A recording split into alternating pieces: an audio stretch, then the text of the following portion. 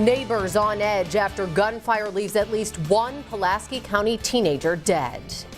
Good evening. 2 people were shot late this afternoon. Investigators have not released any details, but the Cape Girardeau County coroner confirms one of the teens died at an area hospital. Yeah, there's no word on the condition of the other victim tonight. The shootings happened in Mounds, wedged in that little strip of land in southernmost Illinois between the Mississippi and Ohio rivers. Tonight, 2 families are praying over their loved ones while investigators try to piece together what happened and, more important, who is responsible. And neighbors, well, they're concerned for their safety.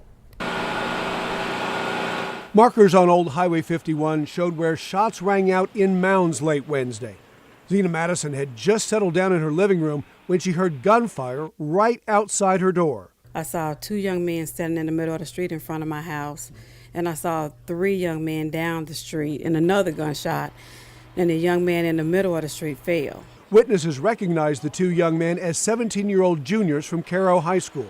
We're told paramedics rushed them to a local hospital as police rushed to the scene. Police set up about a 1.5 block long perimeter all the way from this Stop and Shop here all the way down to a barber shop down the street where the shooting, we are told, took place. Officers on the scene told us it was too early to release any information about what happened and said it would take them several hours to make any statements.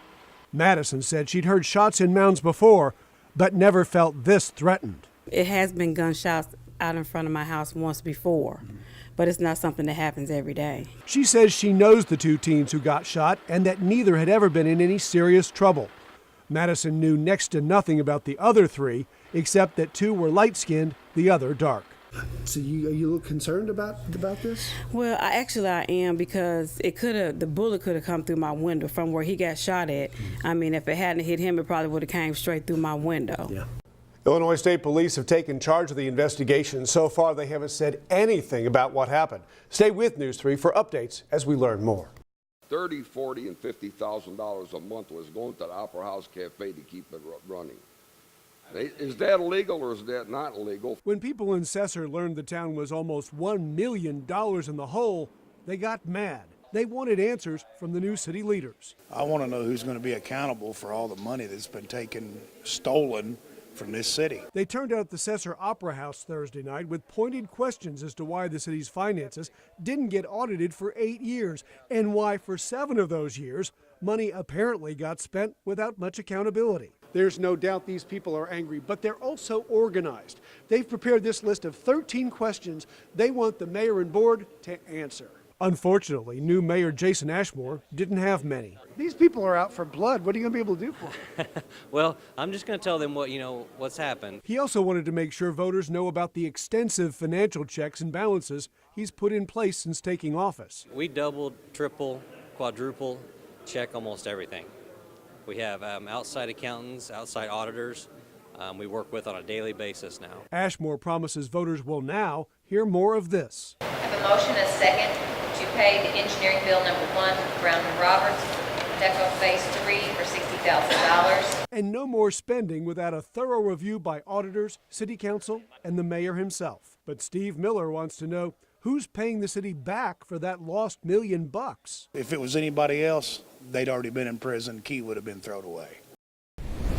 To Jefferson County now, where 3 people are in custody in connection with a child abduction in Memphis, Tennessee. Investigators say the suspects were caught with the little girl along Interstate 57. News 3's Dennis Turner is live in Jefferson County with a closer look at what happened. Dennis. Emily, this is where it all ended. It started in Memphis this morning, ended here in Jefferson County, just a little further up the road in the town of Dix. But as you said, 3 people in the Jefferson County jail today over this whole kidnapping. Let's go to the video. We'll show you cute little 8-month-old Samaya Nichols as Illinois State Police recovered her at I-57 on about a mile marker 106 just north of the town of Dix. It all happened after a huge high-speed chase involving Jefferson County, Marion County Sheriff's Departments, Illinois State Police, and several other agencies.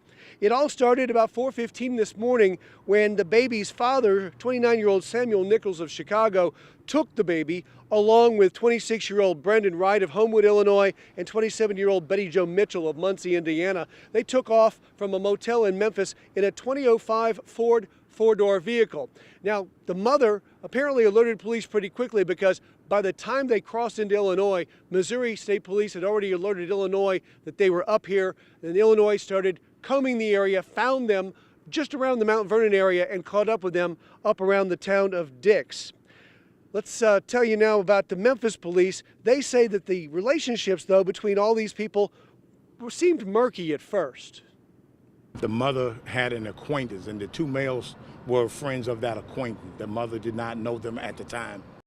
Wright and Mitchell were released from the Jefferson County Jail this afternoon.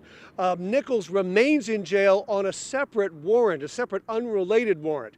Illinois State Police say they intend to file criminal charges, though, against all three. They could also face federal charges. And we'll have more on this story coming up tonight at 10, including reaction from some of the people in Dix, Illinois.